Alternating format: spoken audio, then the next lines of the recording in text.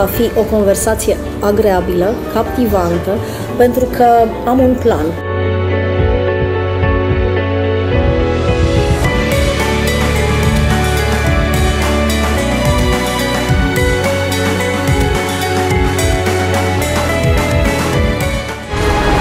Războiul e întotdeauna mai aproape decât credem. Nici nu îndrăznesc să mă gândesc câți, de fapt, mai sunt prietenii mei. Și asta datorită ritmului și contradicțiilor televiziunii. Bun găsit, doamnelor și domnilor, sunt Evelin Păună și vă invit să rămâneți alături de Trinitas TV la emisiunea Să cultivăm recunoștința. Cu bucurie vă spun că astăzi am un invitat cu totul special, doamna Daniela Zeca Buzura. Bine ați venit la noi la Trinitas. Bun găsit, TV. Bine v-am găsit, mulțumesc pentru invitație. Cu mare emoție v-am făcut această invitație, mai cu seamă că până acum întâlnirile noastre au tot fost vegheate, ba de reportofonul meu, ba de camere de filmat. Așa e. Dar m-am gândit să vă invit într-un palat. Și știți de ce, nu? Nu, n-am căutat motive pentru această invitație, chiar nu m-am gândit și nici nu m-am gândit dacă un palat mi se potrivește neapărat.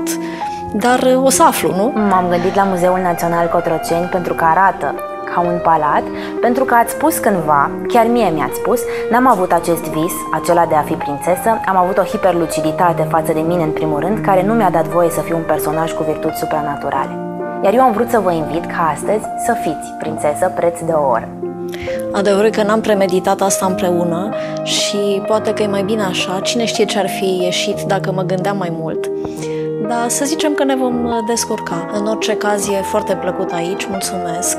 Nu cred că o să am nici nădejde, nici timp să mă simt atât de prințesă sau regină, nu contează.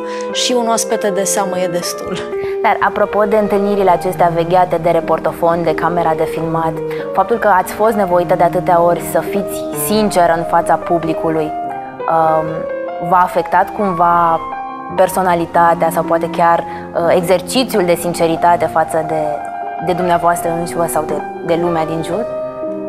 Poate că la început, foarte departe în timp, la începuturile acestor lungi ani de televiziune, dar am uitat asta pentru că acum acest exercițiu al sincerității e pentru mine un modus vivendi, aștept să-l fac, mi se pare esențial să-l practic, așa încât nu-l mai simt ca pe un exercițiu, îl simt ca pe un mod de a fi.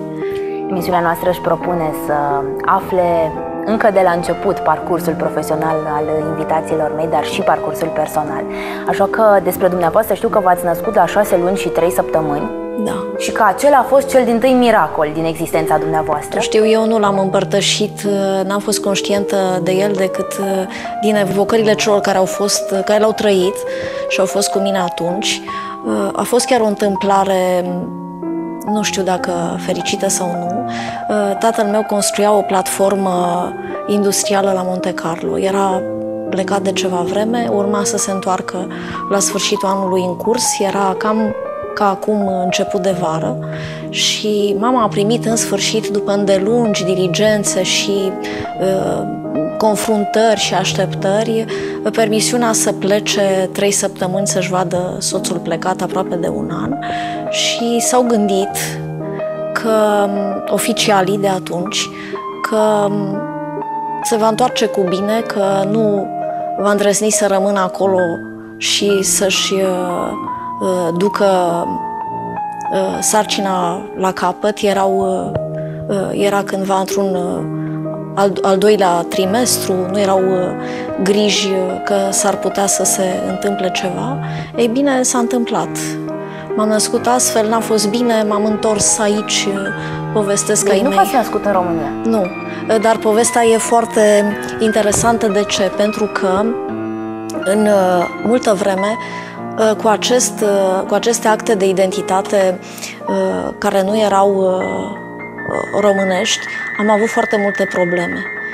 La grădiniță, la școală, la facultate în mod special, unde era foarte exotic să ai un astfel de oraș în acte și atunci... Concret, ce scria pe certificatul de naștere? Monte Carlo. Dar la Monte Carlo v-ați întors vreodată? Da, m-am întors într-un moment foarte frumos cu studenții mei în 1997. Ei participau la un festival de jurnalism ecologic la care ne-am băgat cu toții în joacă, pentru că am văzut asta pe un site, internetul era abia la începuturi în România. Ei, foarte entuziaști, voiau să facă ceea ce nu s-a mai făcut. Erau studenți de anul 2 de la un curs opțional și au făcut niște reportaje despre peșteri din România, încât am ajuns cu ei pe Coasta de Azur și am trăit momentul fericit că au obținut cel mai mare premiu la jurnalism ecologic pentru niște reportaje despre apă. Au primit și un trofeu de cristal extraordinar pe care îl avem și acum în holul facultății și ne uităm la el cu râvnă. Eu mă uit cu nostalgie gândindu-mă câți ani au trecut, dar așa m-am întors la Monte Carlo, n-am avut niciun fel de sentiment de déjà vu, n-am avut niciun fel de... Dar v-ați fi dorit ca povestea dumneavoastră de fapt să înceapă de acolo și să rămâneți acolo? Și să vă scrieți povestea având acel punct de plecare? Nu, acum nu, pentru că lucrurile s-au schimbat mult. M-am obișnuit cu altă poveste. Viziunea și limba mea sunt românești și spiritul meu e 100% românesc.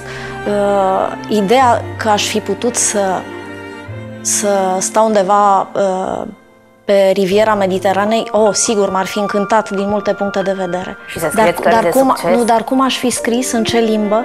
Nici o limbă din cele pe care le cunosc nu mi este atât de la îndemână, nu pot să visez în ea orice aș face, așa cum visez în limba română, încât Monte Carlo sau Buenos Aires ar fi fost același lucru, sau chiar Paris. Chiar fi fost o destinație și atât, fără să-mi aparțină, și probabil totul s-ar fi transformat într-un exil interior, dureros, târât toată viața. Abia acum conștientizez asta, pentru că la 20 de ani toată energia mea era canalizată spre ideea de a pleca din România. Când am început să scriu conștientă de această vocație, mi-am dat seama că ar fi fost o greșeală esențială, care m-ar fi costat un preț de necântărit, de fapt.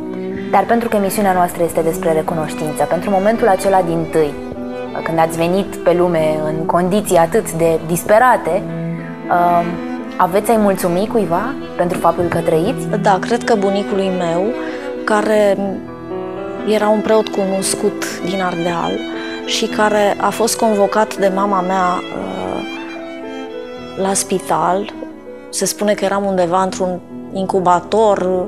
În anii 70 în România asta era pierzanie curată, să ai astfel de progenitură care stă într-o cutie de sticlă și nu știi, respiră, nu respiră.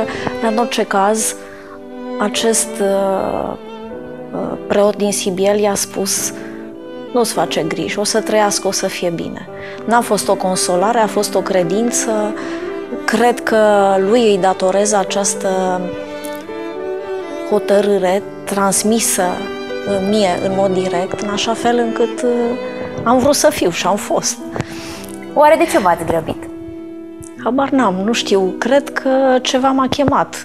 Nu-mi dau seama, probabil că zodia, pentru că fără niciun fel de ocultare sunt un bun creștin, dar în același timp, în această convingere a mea, e și ideea că a trebuit neapărat să mă ivesc în zodia asta a Scorpionului, provocatoare, și în ziua contorsionată, și mai ales cred că asta m-a chemat, ziua de întâi, pentru că de îndată ce întâlnesc un confrate care e născut pe 10, pe 19 sau pe 1, adică sub tutela lui 1, îmi dau seama după felul cum privește că e un Robinson care întâi taie muntele și după aia trec și ceilalți. Mie așa mi se pare că fac ăștia cu cifra lor 1. Eu sunt pe 17.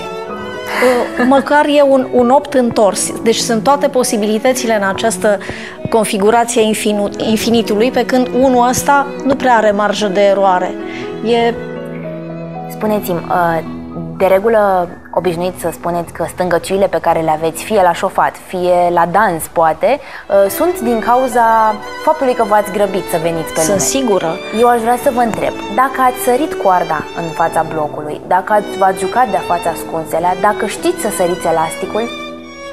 Nu, n-am făcut toate astea pentru că eram o ființă foarte fragilă și am fost multă vreme un copil pândit de tot felul de astfel de fragilități. Nu cumva din lipsa aceasta de exercițiu și de genunchi juliți? Și eu cred că vigilența exagerată a unor părinți care se uitau ca la Sfintele Moaște la un copil, ceea ce e o eroare extraordinară, mi-a interzis foarte multe libertăți pe care nu le-am mai putut recupera și asta e. Probabil că am încercat să le trăiesc în cărți, fiindcă ați văzut, toate femeile din cărțile mele, tinere sau până în vârsta a doua, dansează, sunt exuberante. Nu, chestia asta cu elasticul n-am probat-o, probabil că netrecând prin mine, n-am știut cum se face și n-am scris-o. Dar toate sunt, în primul rând dansează, ceea ce mi se pare o formă supremă de libertate și de joc. Ați dansat cu tata și l-ați călcat pe picioare. Dar nu i-a plăcut deloc. Atunci și-a dat seama că, dar era cam târziu, pentru că eram deja adolescentă și și-a dat seama că a greșit pe aici, pe acolo, cu progenitura lui, care era destul de închistată în unele gesturi și mișcări, în general. Dar, mă rog, zarurile fuseseră aruncate, mai era mult de făcut. Tata dumneavoastră s-a stins când încă dumneavoastră nu ați... Sunt mulți ani, sunt aproape 15 ani și a fost lipsit de foarte multe din fericire și de foarte multe dintre tribulațiile pe care le-am traversat, dintre momentele mai dure și mai neplăcute. E adevărat că n-a văzut triumfurile, dar sunt în aceeași măsură bucuroasă și recunoscătoare că n-a fost părtaș nici la bătăliile destul de încrâncenate pe care le-am purtat uneori fără să vreau. Ce ați fi vrut să spună tata despre dumneavoastră acum? O femeie care a reușit atât în plan profesional, cât și în plan personal? Aș fi vrut să spună, uite, domnule, că se poate să mă și înșel, pentru că erau câteva puncte cardinale în care el gândea că are 100% dreptate. Și unul dintre acestea era faptul că trebuie să fiu ingineră, că trebuie să fac o profesie pozitivă, sigură, cu câștig imediat. Da, nu neapărat, nu știu dacă se gândea neapărat la câștig, cât la stabilitate socială și mai era ceva. Acea respectabilitate de care el s-a bucurat continuu și care îi se părea esențială, mai ales pentru o femeie. Mama ce profesie avea? Mama a fost toată viața un om al cifrelor, fără să fie cu vocația cifrelor, pentru că e o persoană extrem de sensibilă. Înainte de mariajul ei a făcut un foarte simandicos pension de fete, o școală pretențioasă de fete în care lucrurile nu decurgeau deloc în felul în care ea a evoluat mai târziu și eu am fost practic singura care a știut că sub această aparență a ei de neutralitate, ca să vorbim în termeni eufemistici, se ascundea o fragilitate, nu știu dacă de prințesă, dar în orice caz de copil întârziat. Și uneori am avut impresia că a livrat această indecizie și fragilitate cu totul în mine. Noroc că Zeca tatăl a pus atâta hotărâre încât lucrurile s-au mai amestecat. Soluția de turnesol până la urmă. I-ați întrebat vreodată pe părinții dumneavoastră de ce vă cheamă Daniela? Da, pentru că bunicul meu a spus că asta înseamnă darul lui Dumnezeu și atunci de asta nici nu am un alt prenume. Am fost Daniela și atât. Mie, ca oricărui copil alintat, dar și ținut departe, repet, în anii aceia întunecați ai lui Ceaușescu, de ideea de credință adevărată, Daniela mi se părea banal pentru că nu-mi descifrau niciodată energia din acest nume și atunci mi se părea că sunt 1001 de Daniele pe lumea asta și seamănă între ele și am fost foarte nemulțumită o vreme, din păcate. Putem considera că cititul, atunci când l-ați descoperit, a fost ca o rugăciune în viața dumneavoastră? Da, cred că da. A fost în primul rând o mare dorință. Mi se părea că toți cei care citesc în preajma mea sunt importanți. Poate că a fost și o trufie pe lângă, deci o dorință trufașă, pentru că aveam 5 ani când bunicul meu m-a învățat să citesc, dar până să o facă am exersat pe 2 cărți, pe Pinocchio și pe Motanul încălțat. De aceea pentru mine această carte de succes a lui Collodi, Pinocchio, a fost cu totul emoționantă și una de care o să-mi aduc aminte continuu, dar până să învăț eram atât de grăbită că nu mi se părea că merge destul de greu cu cititul ăsta și mai ales cu scrisul. Cititul, dar dificultatea de a lega între ele sunetele și de a le și scrie de mână mi se părea urcarea muntelui. Și în graba asta puneam cartea invers și toată lumea se distra, dar nu îndrăzneau să-mi spună, vezi că nu așa se ține și trișezi, pentru că ținând cartea invers deschisă și luând postura unui cititor atoate știutor, inventam de fiecare dată altă poveste, pretinzând că o citesc. Și asta li se părea o comedie care merita să nu fie întreruptă și toată lumea, de fapt, intra în mirajul acestei minciuni de o secundă, cum că fiica lor citește.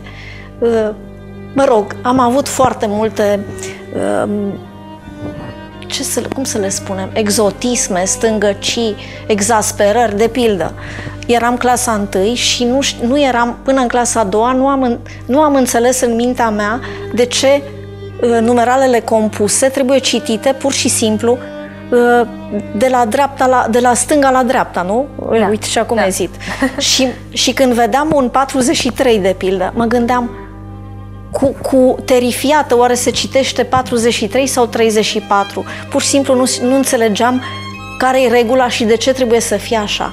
Iar la tabla mulțirii și a împărțirii a fost de-a dreptul disperant pentru toți ai mei, pentru că au gândit, își făceau tot felul de probleme. Că am niște simptome de retard, pentru că ce făceam? Luam tabla mulțirii și o recitam în rime. De pildă, ziceam așa, 3 ori 3, 23, adică mi se părea că sună bine și foarte greu m-am lăsat convinsă de ideea că asta este o carte de valori pe care trebuie să le memorezi și să le știi așa toată viața. Fără alte interpretări. Și nu am vrut sub nicio formă, ceea ce pentru părinți îmi dau seama acum trebuie să fie absolut clinic. Să ai un astfel de copil care nu înțelege nici în ruptul capului de ce trebuie să zici 3 ori 3, 9, care nu suna nimic. Și să nu spui 3 ori 3, 23, care e de-a dreptul muzical. Ei, asta a durat 2 ani, cu pedepse, cu rugăminți, cu treceri de la zâmbet la lacrimi, până când, în sfârșit, am înțeles și am capitulat, dar a fost dificil. Cumva poate lupta aceasta cu cifrele, cu numerele, ascunde și pasiunea dumneavoastră pentru a opri timpul în loc. Vroiați să vă faceți medic geriatru la un moment dat? Da, pe la 13 ani mi s-a părut că sunt foarte mulți bătrâni extraordinari care ar merita să fie salvați. Nu îndrăzneam să gândesc că ei n-ar trebui să moară niciodată. Asta mi se părea o putere dincolo de fire, care nu îi se dă niciodată unui copil. Dar mă gândeam că ar putea să se întâmple cumva, grație medicinei sau științei în orice caz, încât acești bătrâni care erau bunicii sau fie și un vecin cum se cade, care mă lăsa să mănânc zmeură de la el, sau, mă rog, tot felul de figuri, pasagere sau nu, pe care aș fi vrut să le salvez și uneori să le întineresc, nu dintr-o cochetărie oarecare, ci ca să nu mai aibă dureri de spate, să nu mai meargă încovoiați, să nu mai fie neputincioși. Asta mi se părea un lucru extraordinar. Și n-ați mai vrut să vă faceți medic pentru că ați vrut să deveniți autor cu operă?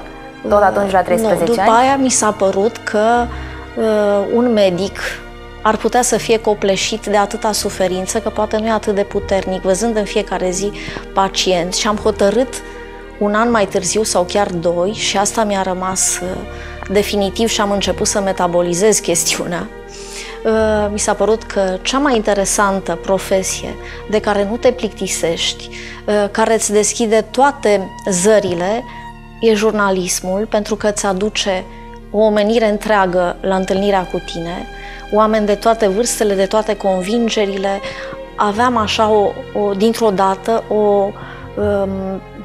s-a născut în mine o utopie a profesiei, văzută, fotografiată de sus, ca un miraj extraordinar, gata să mă primească, și am trăit în el vreo 5-6 ani, deși în momentul în care mi s-a născut în minte această decizie, nu puteai fi jurnalist decât trecând printr-o școală de partid, ceva odios.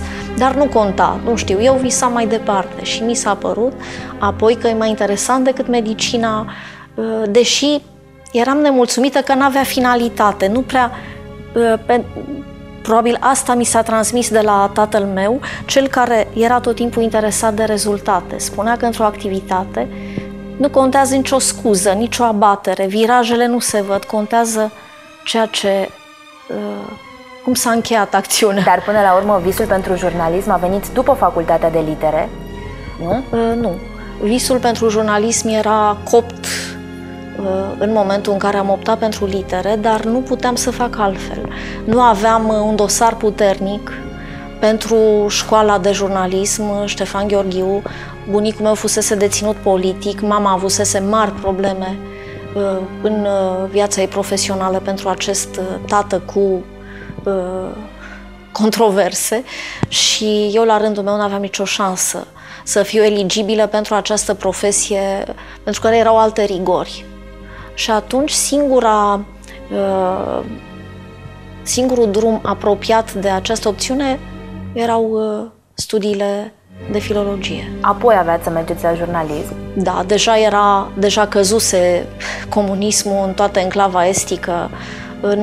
La jurnalism am intrat, am dat admitere în septembrie 1990. Deja lucrurile se schimbaseră. Iar primul job a fost la catedra unui liceu.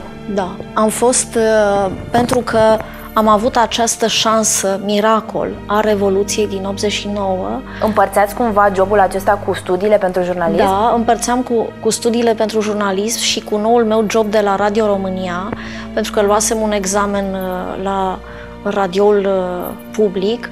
Eram foarte mândră de asta, aveam cabină, fiind foarte matinal, aveam cabină dimineața pe la 8:30.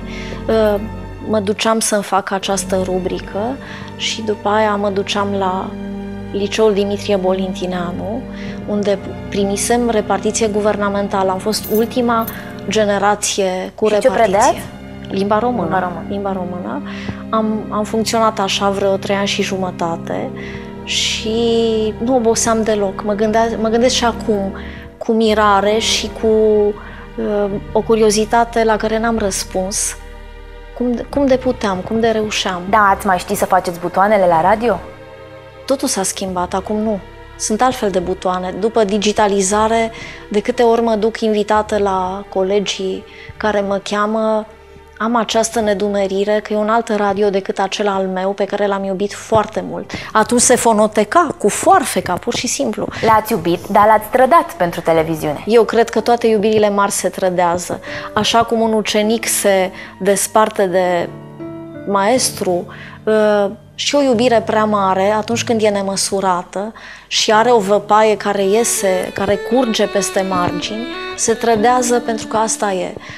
Cred că singura iubire care poate fi educată să devină fidelitate și credință, aceea pentru Dumnezeu, pentru că e singura care ține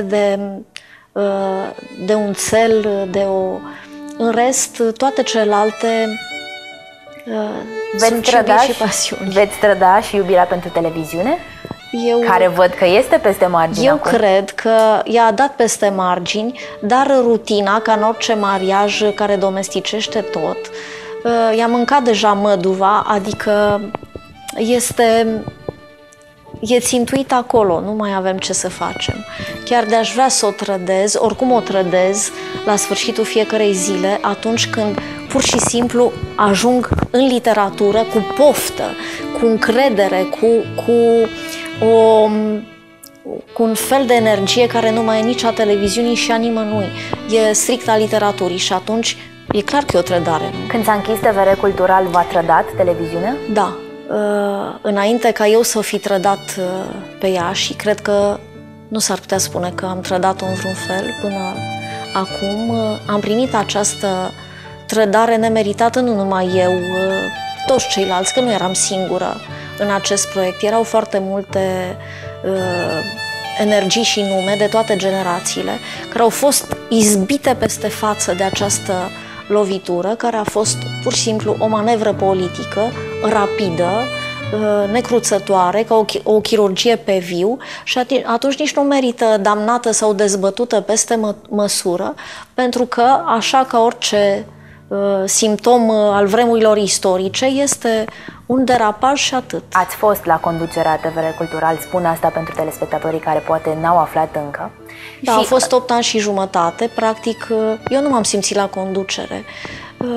M-am simțit că drumul meu pornit pe jos, de departe, ca alelora desculți, de la profesia de reporter, a ajuns treptat și cu răbdare la ceea ce trebuia să ajungă. N-am avut niciodată și sper că sunt persoane care pot confirma asta, orgoliul poziției. Nu m-am desprins de sol gândindu-mă, vai, acum am ajuns în vârful piramidei, nici vorbă. Eu încercam să vă imaginez, așa diafană cum sunteți și delicată în același timp, ca un mogul cu fustă, pentru că doar un mogul ar putea ține în mână acum un instrument în piața media, un organism. S-a întâmplat altceva. Aceia au fost ani în care m-am desprins complet de mine, cea care cântă la mai multe mâini, ca zic așa, sau pe mai multe voci.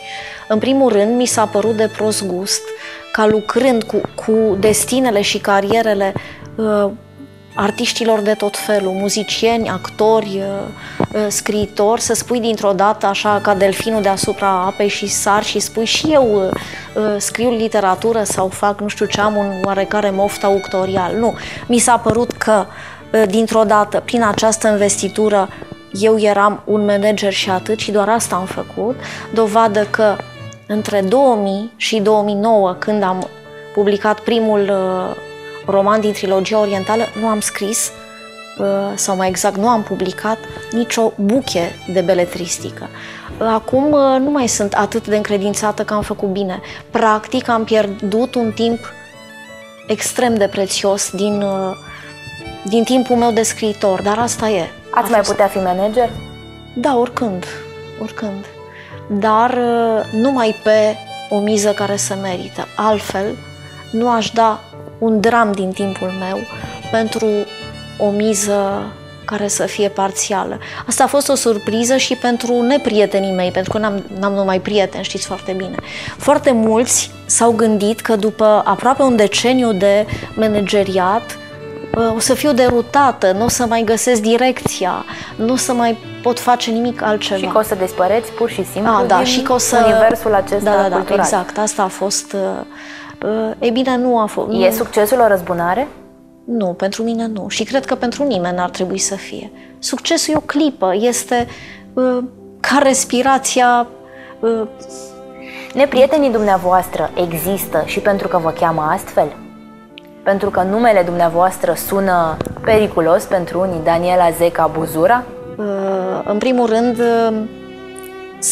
aici sunt două, e o bifurcație, ea însăși derutantă. De ce? Pentru că, așa cum bine știți, pentru literatura mea sunt Daniela Zeca.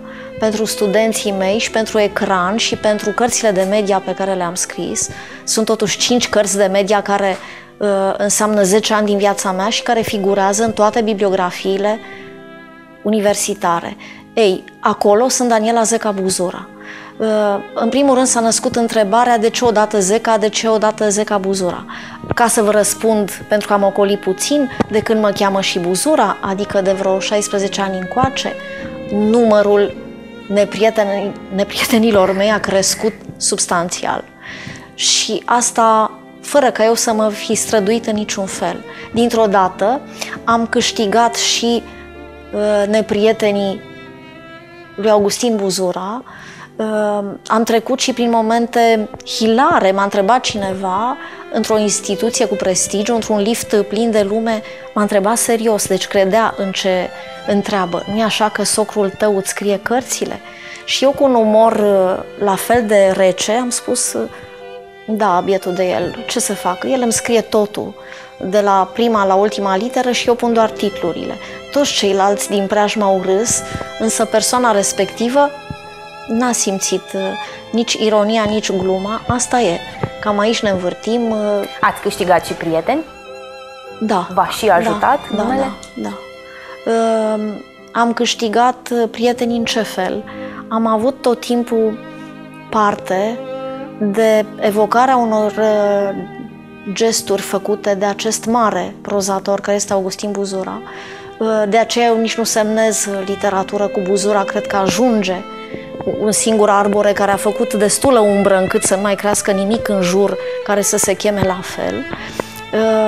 Și gesturile sau bucuriile aduse și de acest supranume au fost acelea ale vocilor care, întâlnindu-mă, m-au întâmpinat cu o evocare a unor momente rare pe care predecesorul meu le-a înfăptuit, nu eu.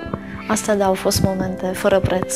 Dacă ar fi să mergem și către zona privată a vieții dumneavoastră, o căsnicie de 16 ani, ați spus, cum v-ați cunoscut?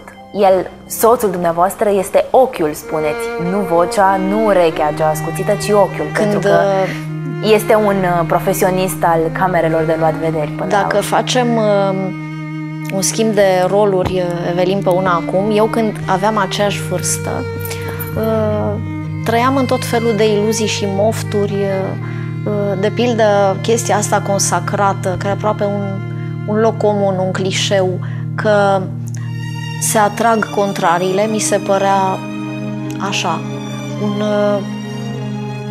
o vorbă și atât. O vorbă, dar o vorbă la îndemână. Așa a fost, n-am scăpat de ea. Sau, cum spun, că am vorbit atât de bunici și de strămoși, cum zic ei, dragostea e oarbă. Eu spuneam, mie nu o să mi se întâmple niciodată. Și s-a întâmplat. În instituția asta în care lucram deja de 10 ani pe atunci, vorbim de televiziunea română. Televiziunea română, l-am întâlnit pe acest extrem de introvertit Mihai Adrian Buzura, și acum e doar cu puțin depășit din această piele de ardelean mucalit, care doar se uită prin vizorul camerei sau al obiectivului foto și acolo spune ce e el, ce poate să facă, cine este el. În rest vorbește foarte puțin, enervant de puțin. De obicei când spune e cam ultimul cuvânt, pentru că oricât ai vrea să nu ții seama, îți dai seama că a fost foarte... că a fost îndelung gândită toată vorba aia și ajungi la ea oricât ai ocoli. Și dintr-o dată... Dar cum v-a convins? Nu m-a convins. S-a întâmplat ceva, colegii noștri și aduc aminte cu mult umor. Era ziua lui Augustin Buzura, Academia Română îl sărbătorea la 60 de ani. Și eu, ca redactor al, pe atunci, redacției culturale a Televiziunii Române, am fost trimisă să fac această consemnare pentru maestru și n-aveam nici cea mai mică idee. Culmea, îl predasem ca profesor de liceu pentru clasa a 12-a, pe atunci era în manuale, da. și îl predasem. Aveam o reală admirație pentru el, m-am dus, ploua, era așa o vreme tristă de septembrie și trebuia să filmez cu fiul lui, Mihai Adrian Buzura, care, auzind că l-are preopinent pe tată său, s-a ascuns, pur și simplu s-a ascuns, fără să spună nimănui nimic, făcând schimb rapid cu un coleg. A zis, nu pot să-l filmez pe tata, asta nu se face, nu e. Și eu n-am știut de această schimbare, m-am trezit cu un alt coleg. Noi eram așa ca un fel de Sancho și calul, adică tot timpul mie îmi convenea, pentru că ne înțelegeam din priviri, nu trebuia să-i spun faci asta, îi spuneam intenția și el crea o poveste vizuală. Dintr-o dată mi-am dat seama că nu-l mai am pe Buzura, nici nu m-a anunțat, mă enervase și când am ajuns în birou sărbătoritului, Augustin Buzura m-a întrebat, glumind așa tot ardelenește, dar ce ți s-a întâmplat? Ți s-au necat corăbiile, draga mea, sau ai necazuri în dragoste? Și eu am zis, da, am încercat să răspund cât de cât și am zis, da, și corăbile îți de vină și chestia asta cu dragostea, pentru că nimic n-a mers azi, am o altă echipă. Și atunci Augustin Buzura a spus, ce să fac dacă tu nu-ți dai seama că fiul meu mi-a spus odată acasă că dacă s-ar căsători cu cineva, deci ce formulare, aceea ar fi numai Daniela Zeca. Eu care nu mă intimidez ușor și nici m-am înroșit, am fost atât, m-am trezit într-un șoc emoțional pe care nu știu cât l-am ascuns, pentru că atunci filmam pe casete beta, le-am răsturnat pe mochetă, m-am jenat de colegii mei care erau în preajmă și care s-au distrat de chestia asta. Cum să mi se întâmple așa ceva? În primul rând că n-aveam nicio idilă cu tânărul și faptul că era de conspirat o asemenea între toți ai noștri mi s-a părut de neadmis. Când m-am întors, Buzura tocmai apărea din refugiul lui și i-am spus să știi că pentru ce ai spus tatălui tău, nu mai vreau să te văd, nu mai vreau să lucrez cu tine niciodată, gata. Toată colaborarea noastră s-a terminat și acest mucalit de care vorbeam, atât a zis, să știi că e adevărat. Și în 2 săptămâni am căsătorit de la acest să știi că e adevărat, adunând toată redacția noastră într-o serbare oarecare, nu le venea să creadă, totul era prea repede, se făceau pariuri, spuneau, ce fac ăștia, se joacă de-a căsătoria, pur și simplu, e o farsă, nu e o farsă, cam așa a fost. Pe măsură ce au trecut anii și-au dat seama că pariul ăla era superflu, au uitat de el, vremurile au trecut peste noi, cam asta a fost. Sunteți un om fericit? Cred că sunt un om norocos, în primul rând, pentru că a fost dăruit măcar cu luciditatea talanților care i s-au pus în traistă. Nu am gândit nicio clipă la fericire la modul ăsta consumerist și foarte eficient în care ne gândim acum, de pildă, în termenii postmodernității, pentru că atât de mult am muncit pentru fiecare, așa zis, câștig sau triumf sau succes, fiindcă e tot un termen la modă, încât în momentul în care am ajuns la capătul drumului sau la țelul pe care îl vizam, nu mi s-a mai părut o fericire, ci o recunoaștere și un noroc. Un succes la care ați ajuns de curând a fost și terminarea cărții La taclale cu idolii, un manual de jurnalist. Da, asta a fost chiar o recompensă. Pot să-l numesc astfel? Da, este un soi de manual, prima carte din România despre evoluția și teoria dezbaterii televizate și a talk show-ului. Vroiam să știu de ce ați scos-o înainte să aveți dumneavoastră un talk show la postul public de televiziune. Păi, acum, practic, interviul și talk show-ul există și din postura dumneavoastră de realizator. Ar fi continuat cartea cu acest capitol? Nu. Sau ați vrut să opriți tocmai înainte de a începe drumul ăsta?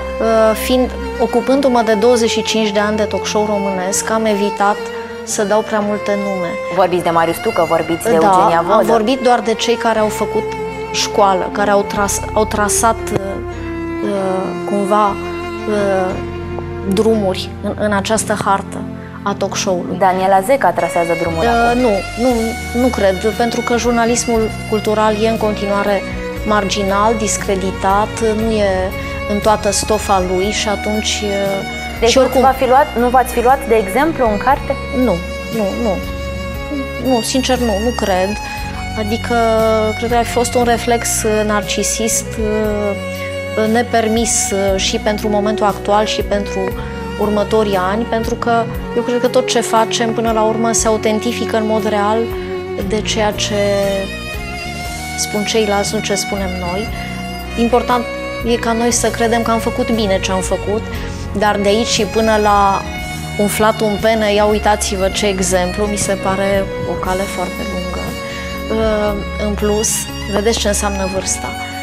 Primul meu triumf în materie de talk show a fost de fapt în 1999, ce mulți ani, când realizam săptămânal în direct, tot la TVR2, o serie tematică care a avut 100 de ediții, se chema Față în față cu autorul și am reușit în aproape 2 ani calendaristici să-mi treacă prin platou tot raftul întâi al literaturii române.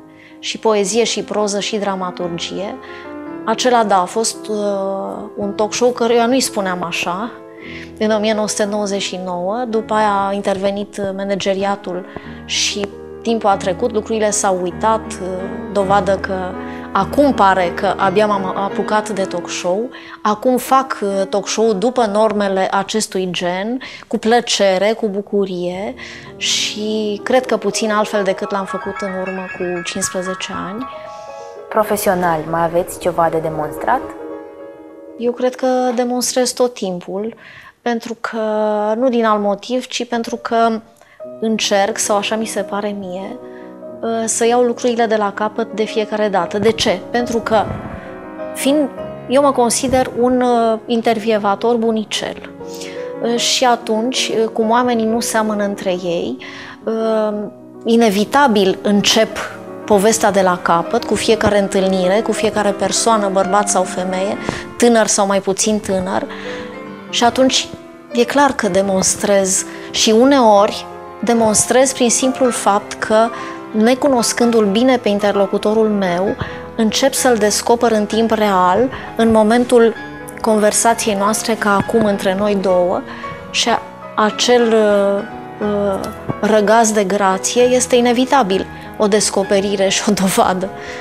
Dacă ne întoarcem la ideea de recunoștință pe care o avem în emisiunea noastră, cui ar fi să spuneți mulțumesc din viața dumneavoastră? Oameni care poate știu că v-au influențat destinul într-o măsură sau poate au rămas anonim undeva în istoria dumneavoastră personală? Din păcate, celor care ar trebui să le spun cu smerenie, și o fac de fiecare dată cu gândul, să le spun mulțumesc, nu mai sunt aici. Unul este Iosif Sava, care a fost mentorul meu, o eminență de la care am învățat foarte mult. Temperamentul, tenacitatea așteptării, perseverența de a cerceta și de a te documenta, maniera insidioasă de dirijor, de chirurg, de magician, în care te bagi pe sub pielea invitatului tău și începi să cauți pe acolo, fie că el vrea, nu vrea. Pe urmă sunt câțiva profesori iluștri al căror model a contat. Sunt câteva întâlniri esențiale, multe, pe care uitând pe cineva, practic aș crea clasamente gratuite și nedrepte, dar Iosif Sava este acest punct cardinal. O altă entitate în fața căreia mă înclin sunt studenții mei din fiecare an. Ei învață probabil de la mine câte ceva, dar eu învăț enorm de la ei și mai ales învăț să stau cumva cu nările deasupra apei. Fără studenții mei n-aș fi știut niciodată cu exactitate ca acum temperatura momentului. Ei mă învață cu fiecare generație cum stau lucrurile. Ce s-a mai schimbat atunci când eu eram prea obosită, prea neatentă sau poate pur și simplu fiziologic îmbătrânisem și nu mai țineam pasul. Ei mă obligă să țin pasul și asta e foarte important. Și a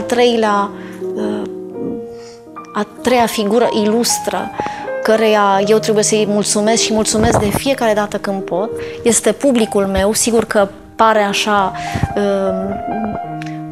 cumva rarefiat, dar sunt în primul rând cele 25.000 de persoane care mi-au cumpărat cărțile și 11 cărți? Vorbesc în primul rând de beletristică. Sunt 10 cărți acum, dar trilogia orientală practic mi-a schimbat cumva destinul. În 2009,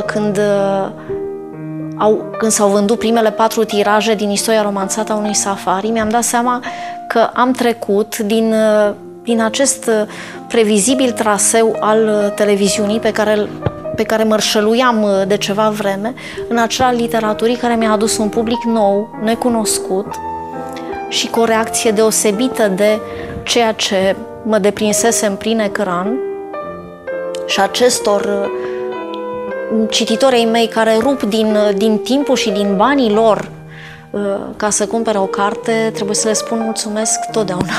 Și aș mai aduce eu aminte de cineva, de bunica dumneavoastră. Da, de fapt sunt cele 2 bunici, dar în mod special de bunica mea maternă, despre care am povestit, e adevărat, și în interviul precedent, care n-a fost televizat, era doar cu reportofonul între noi. Pentru că de la bunică ați moștenit cumva distincția aceasta și rafinamentul pe care noi îl percepem. Aș vrea să fi luat măcar jumătate din el. Bunica a murit cerând șampanie, îmi spuneați atunci. Da. Pur și simplu, după o viață de integritate morală, cum eu nu știu dacă o să am șansa să păstrez până la capătul drumului, ea mi-a spus, știi, întâi era o persoană cochetă într-un mod foarte elevat. Adică o persoană pe care eu n-am văzut-o niciodată, cu părul în dezordine, sau uneori am pândit momentele ei de nesiguranță și de derută, sau momentele în care nu era aranjată, cum zicem noi femeile. Nu le-am găsit niciodată. Până la 87 de ani nu le-am văzut. Și în ziua în care a murit, avea un păr spectaculos, alb, zăpadă, și l-a pus pe bigudiuri, s-a pieptănat, s-a parfumat. Și după aia, stând așa între perne, a oftat ușor și mi-a zis: știi ce, aș bea niște șampanie cu tine? Și atunci mie mi s-a părut o chestie de un capriciu de femeie în vârstă, dar i-am adus șampania, am băut împreună, am făcut ceva conversație, ne-am zâmbit. Părea că e tihna unei după-amieze oarecare, numai că în 2 ore de la acest moment s-a stins. Cred că a murit așa, exact ca un duh, pur și simplu. Și în acel moment aparent frivol al bunicii cu nepoata, bând șampanie într-o după-amiază, am iertat toate rigorile ei exagerate, toate momentele în care mă punea să învăț limba franceză, să-mi tai unghiile corect, să nu-mi atârne părul pe față, etc., etc.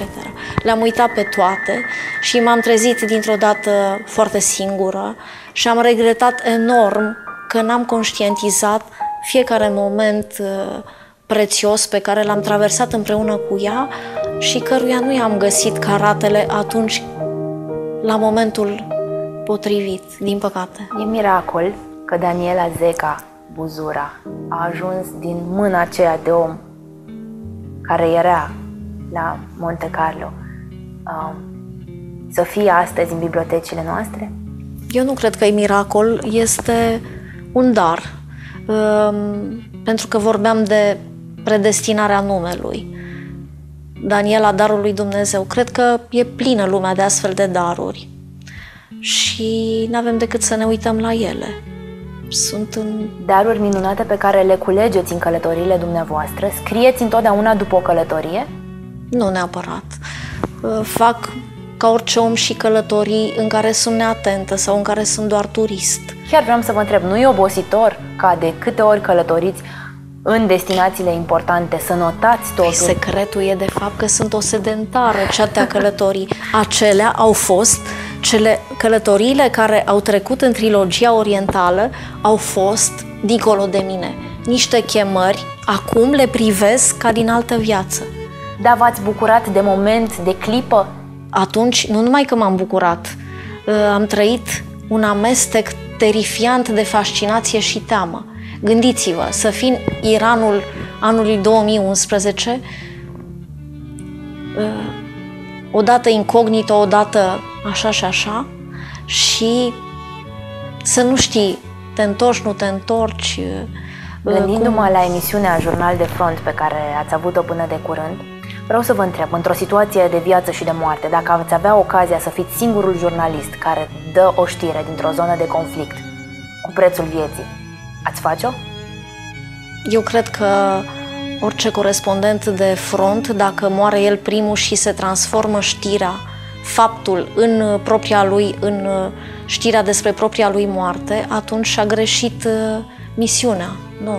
El e mesagerul și e obligatoriu să vină viu. Așa mi-am spus și când am fost în Iordania, în Maghreb, pe unde am mai umblat, în Emirate, în Iran cu atât mai mult.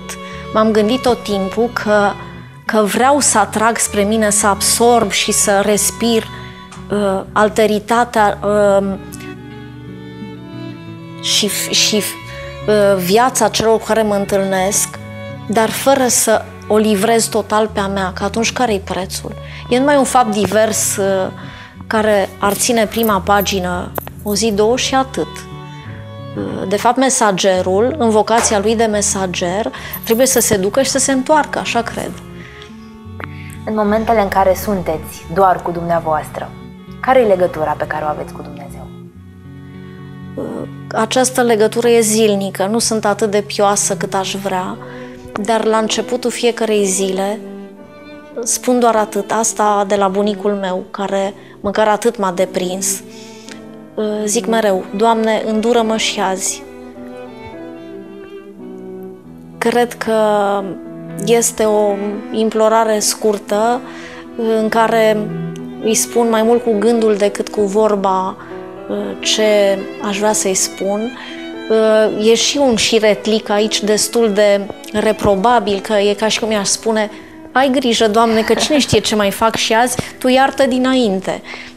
Dar zic de fiecare dată, îndură-mă și azi, gândind prin asta că dacă am spus așa, cu smerenie, încerc să fie cu sinceritate și smerenie, atunci măcar duc cu mine milostivirea Lui și protecția și că mă va privi dacă greșesc cu o îngăduință pe care numai El o are și o poate avea.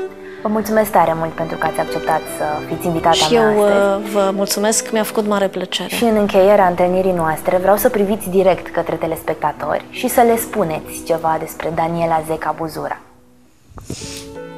Ceva ce nu le-ați scris până acum niciodată. Aș vrea să ne reîntâlnim, dragii mei, cei care v-ați mai întâlnit cu mine, într-o carte nouă care să spună lucruri pe care le-am împărtășit împreună și nu le-am vorbit. Acela despre momentul 89 în România, o clipă care ne-a marcat viețile și despre care nu știm mare lucru și ar trebui să știm. Contez că această întâlnire nouă dintre noi va fi altfel pentru fiecare în parte și măcar ne vom consola dacă nu vom fi bucuroși. Mulțumesc! Mulțumesc tare mult! Doamnelor și domnilor, vă mulțumesc și dumneavoastră pentru atenție, de asemenea mulțumesc și Muzeului Național Cotroceni pentru găzduire. Sunt Evelin Păuna și vă invit și săptămâna viitoare, tot aici la Trinitas TV, să cultivăm recunoștința. Toate cele bune!